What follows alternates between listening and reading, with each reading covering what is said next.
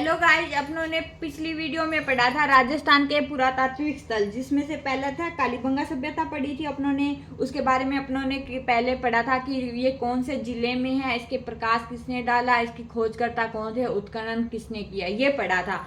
और आज हम पढ़ने जा रहे हैं कालीबंगा की अद्भुत विशेषताएं।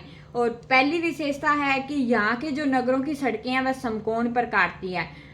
तो इसलिए यहाँ के जो बने मकानों की पद्धति को ऑक्सफोर्ड पद्धति, जाल पद्धति, ग्रीड पद्धति और टेम्स पद्धति के नाम से जाना जाता है। तो पहली विशेषता याद रखो कि जो नगरों की सड़कें हैं वह समकोण पर काटती है, इसलिए इसको ऑक्सफोर्ड पद्धति, जाल पद्धति, ग्रीड पद्धति, चैम्प्स पद्धति के नाम से जाना जाता है। कालीबंगा की दूसरी विशेषता है कि यहाँ के जो भवन है पहले कच्ची ईंटों से और बाद में पक्की ईंटों से बने हुए मिले हैं। जो पक्की ईंटें और कच्ची ईंटें कौन सी सभ्यता में मिले हैं? कालीबंगा सभ्यता में। इनकी लंबाई व चौड़ाई ऊंचाई कितनी है? 30:15:7.5। तो अपने को 30 तो है लंबाई और 15 है चौड़ाई और 7.5 है ऊंचाई के रूप में प्राप्त हुए हैं। तो पहली याद हो गई कि वह समकोण पर काटती है। दूसरी है कि कच्ची और पक्की ईंटों से बने हुए हैं और लंबाई चौड़ाई ऊंचाई का अनुपात याद रख लेना, 30:15:7.5। और तीसरी आ गई कि यहाँ पर जो विश्व में सर्वप्रथम भूकंप के साक्ष्य दिखाई पड़ते हैं तो वह कौन सी सभ्यता में है? कालीबंगा सभ्यता में। तो भूकंप के जो साक्ष्य है वह कौन सी सभ्यता में दिखाई पड़ते हैं? कालीबंगा सभ्यता में।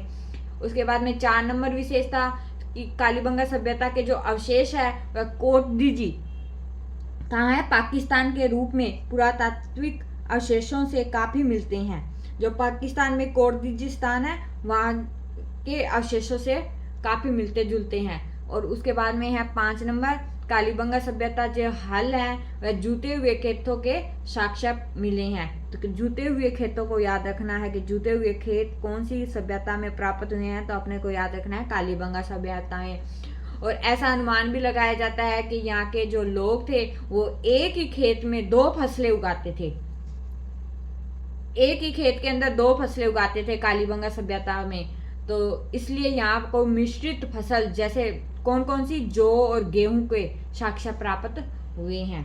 तो याद हो गया कि यहाँ पे जो कच्ची और पक्की ईंटें प्राप्त हुई हैं उनकी लंबाई चौड़ाई अनुपात कितना है? 30:15:7.5। और भूकंप के साक्ष्य दिखाई देते हैं कौन सी सभ्यता में? कालीबंगा में।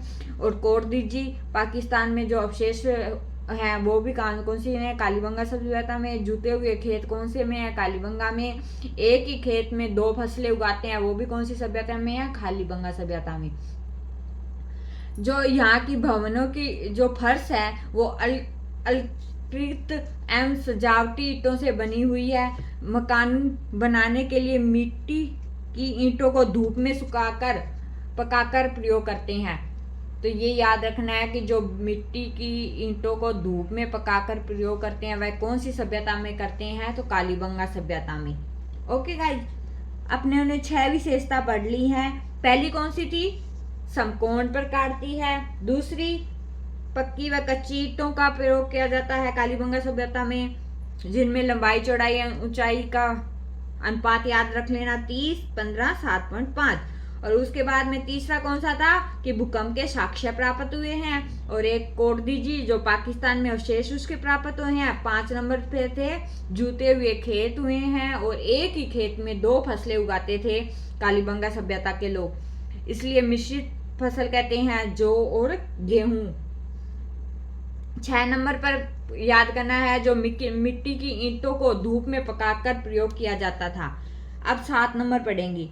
यहाँ से हमें लोथल सभ्यता के समान 7 अग्नि वेदिकाएं, हवन कुंड मिले हैं। तो 7 अग्नि वेदिकाएं, हवन कुंड कहाँ पर मिले हैं? कालीबंगा सभ्यता में, जिसमें कुछ हड्डियों के अवशेष, जिससे हम अनुमान लगा सकते हैं कि यहाँ पर बलि चढ़ाई जाती थी जैसे पाई जाती है। तो कौन सी है? 7 अग्नि वेदिकाएं, हवन कुंड मिले हैं और हड्डियों के अवशेष मिले हैं, जिसे अनुमान लगाया जाता है कि यहाँ पर बलि प्रथा पाई जाती थी। ओके। 8वीं सभ्यता है कि यहाँ से जो प्राप्त एक मुद्रा पर व्याघ्र चिता भी बोलते हैं इसको, चिता का एक सिक्के पर महिला कुमारी देवी का चित्र अंकित है। तो किसका महिला कुमारी का देवी का चित्र अंकित है, वह कौन सी सभ्यता में है, कालीबंगा सभ्यता में, जिससे हम यह अनुमान लगा सकते हैं कि यहाँ पर जो प्राचीन काल में मातृसत्तात्मक व्यवस्था पाई जाती है। तो कौन सी मातृसत्तात्मक व्यवस्था कौन सी सभ्यता में पाई जाती है, कालीबंगा सभ्यता में। अब अपने पढ़ेंगे 9 नंबर। यहाँ से हमें एक बालक की खोपड़ी मिली है। बालक की खोपड़ी कौन सी सभ्यता में मिली है, कालीबंगा सभ्यता में, जिसमें 6 छेद हैं, जिसमें कपाल छेदन क्रिया या मस्तिष्क शोध बीमारी, कौन सी 6 छेद हैं जिससे कपाल छेदन क्रिया और मस्तिष्क शोध बीमारी का प्रमाण मिलता है। यह विश्व में सर्वप्रथम यहीं से प्राप्त हुई है। तो 6 छेद वाली जो खोपड़ी है वह कौन सी सभ्यता की है, कालीबंगा सभ्यता की। तो यहाँ अब 10 नंबर है। यहाँ से जो कपड़े में लिपटा हुआ एक उस्तरा, कपड़े में लिपटा हुआ एक उस्तरा तथा मिट्टी का पैमाना प्राप्त हुआ है। 11 नंबर, यहाँ से हमें बेलनाकार मोहरे कौन सी सभ्यता है, कालीबंगा सभ्यता से प्राप्त हुई हैं, जो कि मेसोपोटामिया सभ्यता की है। यहाँ से धार्मिक भावना को व्यक्त करने वाली 3 समाधियां मिलती हैं। यह कौन सी कक्षा के अनुसार है, कक्षा 6 के अनुसार, राजस्थान अध्ययन की जो कक्षा है ना उसके अनुसार। 13 नंबर, कालीबंगा सभ्यता से अंडाकार कब्र के अवशेष मिले हैं, जिन्हें चिरायु कब्र नाम दिया गया। तो अंडाकार कब्रें भी कौन सी सभ्यता में है, कालीबंगा सभ्यता में, और इसको क्या कहते हैं, चिरायु कब्र कहते हैं। यहाँ से हमें स्वास्तिक चिन्ह प्राप्त हुए हैं।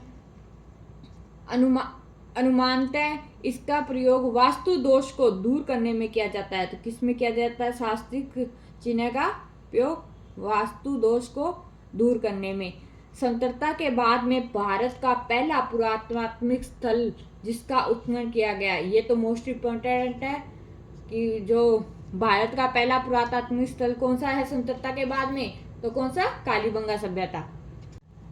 16 नंबर है, कालीबंगा सभ्यता में उस समय का महत्वपूर्ण व्यापारिक केंद्र लोथल गुजरात था।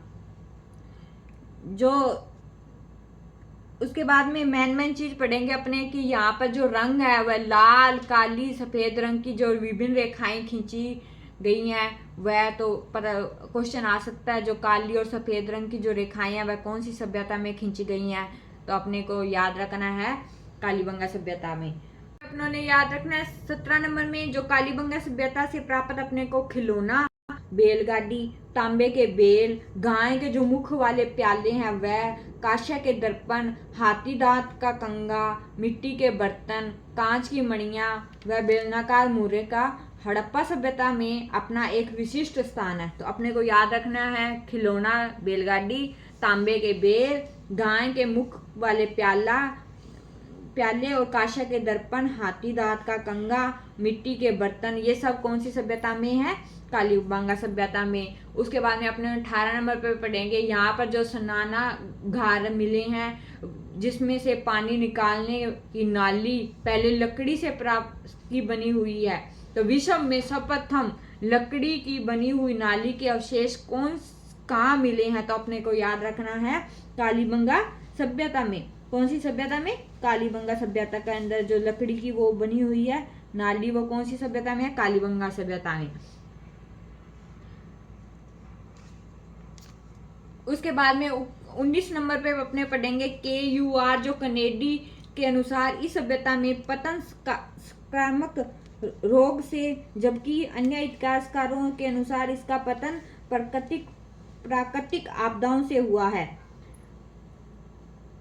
एक और याद रखना है, जो अमलानंद घोष है, सबसे पहले इसने की थी खोज, आपको पहले बताया था पहले वाली वीडियो। इसके अनुसार इस सभ्यता में पतन बढ़ती हुई उष्णता और पर्यावरण असंतुलन के कारण हुआ है। और जो छठी क्लास की राजस्थान अध्ययन की बुक है उसके अनुसार है कि जो नदियों के मार्ग है वह परिवर्तन और सूखने के कारण इस सभ्यता का अब अंत हुआ है। तो किसके कारण अंत हुआ है? नदियों के मार्ग में परिवर्तन और सूखने के कारण इस सभ्यता का अंत हुआ है। और एक चीज और याद रखनी है आपने को, जो कालीबंगा सभ्यता है हमें लोहे के और मंदिर के साक्ष्य प्राप्त नहीं है, क्योंकि इस मंदिर में कहीं भी लोहे के और मंदिर तथा मंदिर के साक्ष्य नहीं मिले हैं। तो ऐसा भी क्वेश्चन आ सकता है कि लोहे के और मंदिर के साक्ष्य कौन सी सभ्यता में प्राप्त नहीं हुए हैं? तो कालीबंगा सभ्यता में। आज हमने पढ़ी है कालीबंगा की 21 विशेषताएं और कल अपने पढ़ेंगे आहट सभ्यता, जो कहाँ पर है? उदयपुर में।